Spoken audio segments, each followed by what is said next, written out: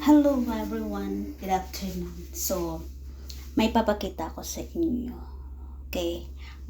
Sa mga taong katulad ko, okay, na hindi nagpupupo ng araw-araw. Okay? Ever since ganito na ako. So, kumbaga tawag nito. Maswerte na ako makatain ng isang araw, ng isang beses sa isang linggo, okay? Or 2 beses. Isang beses maswerte na ako niyan. Kasi okay naman ako, walang problema sa akin. Pero minsan lang kasi mabigat yung tiyan natin. Okay, diba? Hindi naman siya kalakihan din. Hindi naman siya kalakihan. May ugali lang talaga. Mahilig, ihi lang ako ng ihi. Pero yung tae, tawag na to, yung popo ko, maswerte na once a month. Or either pag nagkape ako. Pero pag continue yung pag inom ko ng kape, parang nasanay na yung tiyan ko sa kakainom. Hindi na din siya. So, hindi mag-work. So, one of my friend, si Ate Dida. So, first, inintroduce niya sa akin to. Okay, it's a Chinese. So Bio Slim Tea Herbal. So, actually for me, hindi siya pang body, pang tawag na to, pang pa-diet, okay? Para sa akin, pang pupupo siya, okay? So, sabi niya dito is direction. Put 1 or 2 herbal tea bag. Each tea bag contains 1.5 grams in a cup of boiling water. Let sleep for 5 to 15 minutes to taste. So, para masok yung tea bag niya sa mainit na tubig, leave mo lang siya ng 5 to 15 minutes, okay? To sweeten, add lemon juice or honey if desired. So, it's up to you kung gusto mo may lasa siya. Okay? Hindi, ang lasa nito is hindi siya yaki ha. Parang tsaa lang din siya na iniinom mo. Kulay green siya, okay? Ipapakita ko sa inyo after this, okay? Begin by drinking 1 cup daily, best in the evening. If no sign of rejection, drink 1 cup in the morning before breakfast and 1 cup in the evening before bed. For beginners, it is recommended that you let sleep between 1 to 2 minutes. So, kung beginners ka, okay, suggest lang, pag beginners ka, huwag mong inumin pag may trabaho ka ha. Okay? Kasi kawawa ka. So, inumin mo kung nasa bahay ka lang, na wala kang gagawin the next few hours, okay? Kasi after 1 to 2 hours nito, mag-i-effect na yung iniinom mo. Okay? Sa akin, nag-i-effect na 1 to 2 hours. Okay? Ito siya. Okay? Ito yung first na in-introduce niya sa akin. Then, naubusan siya niyan. Nag-introduce siya sa akin ito. Ito naman, effective naman to. Makakapupo din naman ako. It's a medicine. Gamot siya. Okay? Na binili niya sa Pilipinas din. Kasi siya minsan nahirapan. Health conscious kasi siya. Ako naman wala. Sinasabi ko lang na ganyan yung sitwasyon ko. Pero hindi ako nag-worry. Sila mag-worry kasi sila. So, binigay niya sa akin to. Nakainom na ako nito. Actually, nakainom na ako. So, effective naman siya. Hindi siya, yung kung gusto mo lang makapupo, okay? Yung ikaw nahihirapan kang mapupo. Kasi may mga time na ganyan eh. Hindi yung tinubol ka ha. Kundi hindi yung kusa talaga. Kasi sa akin kasi, maswerte lang talaga ako isang beses sa isang linggo, okay? So, ito naman, mahirapan tayo magbasa nito kasi wala tayong ilaw. So, magpailaw tayo. Okay? Ito, ang sabi is, Baisakudi. Baisakudi. I don't know kung tama ba yung pagka-pronounce ko. Baisakudi, Baisakadol, something. Baisakudi, why with del? Baisakudel, may L pala. Baisakudale, okay? It depends kung saan country kayo.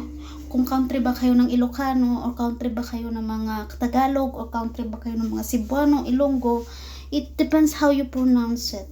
It's not just the international pronunciation. Just kidding lang guys ha. So, it is me. Maliit lang kasi to. Magpailaw tayo sa bintana. May init kasi nilagyan ko ng makapaling tila yung bintana ko. Ayan. Mahaliwanag na. Ito naman. Okay.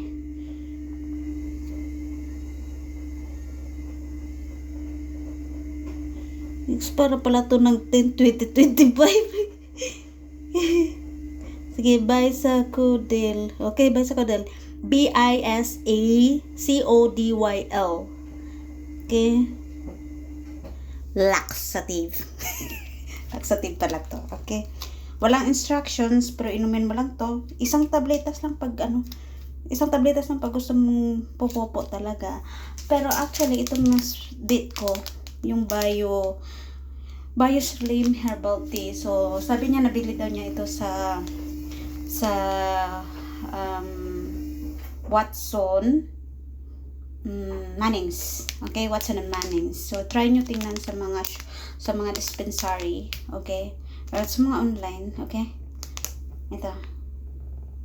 To Bio Slim. So, ipapakita ko sa inyo paano. Mag-init muna tayo while magmarites tayong dalawa. Okay? So, ayan guys. Ito yung ano niya. Yan. Ito lang siya. Tsaa lang talaga siya. Parang tsaa. Okay? BSL. Okay? Tama ba? BSL. Yan. Tsaa lang talaga siya guys. So, ilagay mo lang, mag-green siya. So, may pakita ko sa inyo kung anong kulay niya. Yung amoy niya, amoy malunggay, amoy dahon na tuyo. Usually, yung mga naman talaga dahon na tuyo talaga yan. Okay? Parang tsaa lang din siya. Lepton or any type of... Kasi yung tsaa sa Pilipinas, nakilala lang namin noong kabataan namin. Lipton tea. Yun lang yung tsaa na nakilala namin. So, nowadays, marami ng mga tsaa. Mga iba-ibang klaseng tsaa. So, lagayan nito. Wait ha.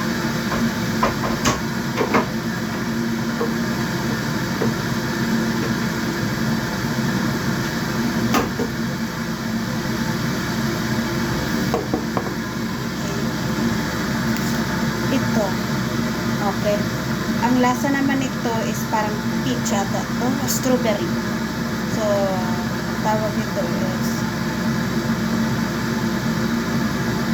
Himalayan green tea, hibiscus and strawberry. Yun yung ano niya, flavor.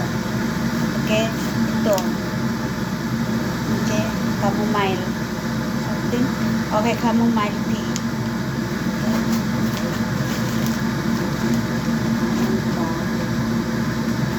Ito, green tea. Okay? Cranberry and apple tea. So, mostly, ang ano niyan is ganito. Okay? Ito. Orange and spice. Okay? Tsaa din siya. Okay? Nowadays, maraming flavor yung tsaa. Ito. Chamomile. So, iba yung ano niya, brand. Iba din ang brand nito. Okay. Ito naman, green tea. So, green tea siya. Pero nasa isang ano siya. Kung sa Lipton natin umisan sa box na hindi nakabalot ng ganito, kagaya din ito ng green tea. Ganyan. Okay? Nilalagay ito sa ziplock para hindi mawala yung amoy. Okay? So, ganyan yung mga tea dito. Maraming klase-klaseng tsaa na nakakatuwa rin kasi noong unang panahon kasi ang nakilala ko lang talaga, naman natin ang hindi. Pag nasa probinsya ka, ang alam mo lang tsaa, yung Lipton tea. Okay? Yun yung pinakasikat na tsaa sa amin. Kape, Nescafe. Okay? Wala kami nung mga hot chocolate na nasa powder, yung ano yun, Carberry, ano pa yun, mga iba bang brand, yung tsaa namin, yung chocolate namin noon, cacao, okay? Okay guys, ayan na, okay? Ito yung tsaa, okay? Ito yan from there, okay? Para kita nyo, okay? That's all.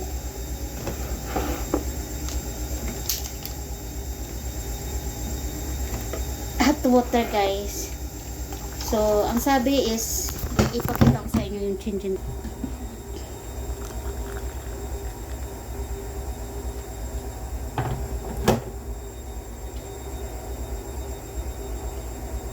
Iniinom ko to pag ano, yan. Parang dark tsaa lang din siya. Nagda-dark coffee siya. So, ang lasa nito, guys, hindi mo na siya diba yung mostly yung mga tsaa natin, nilalagyan natin ng sugar. Dahil, mas bit ko to na wala siyang flavor, walang lemon, walang sugar. Mas bit ko na ganito lang na plain. Sa akin kasi hindi ko nilalagyan. Parang nagiinom na ako ng mainit tubig na may ganito. Okay. Wala siya masyadong amoy, okay? Hindi siya maamoy. Okay? Hindi siya maamoy. Yung amoy lang na parang dahon, pero hindi siya malakas yung amoy na yung antapang. Hindi.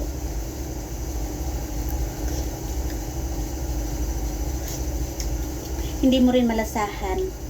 Okay? Pero may ano na, may flavoring na yung tubig na mainit. May flavor na siya. So, hindi ka naman, diba?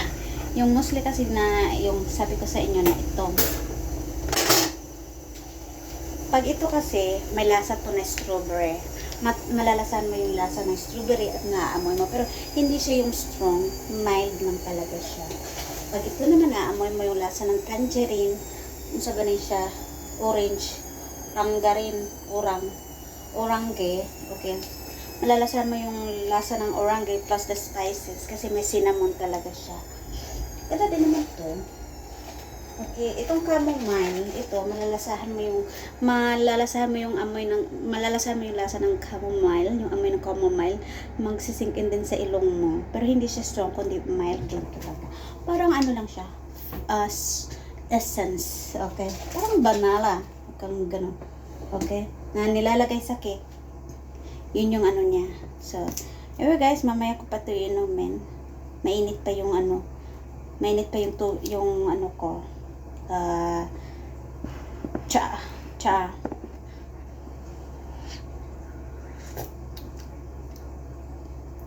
Wala siya. Hindi siya ano, hindi mabaho, walang kakaibang lasa na, alam mo yung mga gamot na iniinom mo, na yung napipilitan ka lang pero kailangan mo, yung mga diet nila. Okay? Okay guys, yun lang. Bye. Thank you.